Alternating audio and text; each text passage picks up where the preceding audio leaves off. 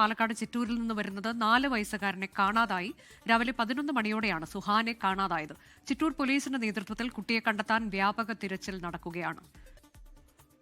ചിറ്റൂർ പാളയം സ്വദേശിയാണ്. എരുമക്കാട് സ്വദേശിയായ മുഹമ്മദ് അനസ് തൗഹീദ ദമ്പതികളുടെ മകനാണ് സുഹാൻ. ഈ 4 വയസ്സ് മാത്രമാണ് പ്രായമുള്ളത്. ഇന്ന് ഉച്ചയ്ക്ക് 11 മണിയോടുകൂടി വീടിന് പുറത്ത് കളിച്ചുകൊണ്ടിരിക്കുകയായിരുന്നു കുട്ടി. പിന്നീടാണ് കാണാതാവുന്നത്. ഉടൻ തന്നെ വീട്ടുകാർ സമീപ പ്രദേശങ്ങളിലൊക്കെ തിരച്ചിൽ നടത്തിയെങ്കിലും കുട്ടിയെ കണ്ടെത്താനായില്ല. ഇതോടുകൂടിയാണ് ചിറ്റൂർ പോലീസിൽ പരാതി നൽകിയത്.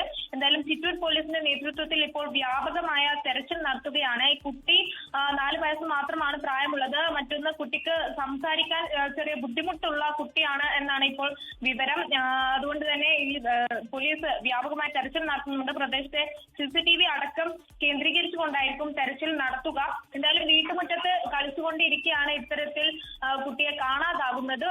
പോലീസ് ഇപ്പോൾ ഡോഗ് സ്ക്വാഡ് അടക്കം പ്രദേശത്തെത്തി തെരച്ചിൽ നടത്തുക.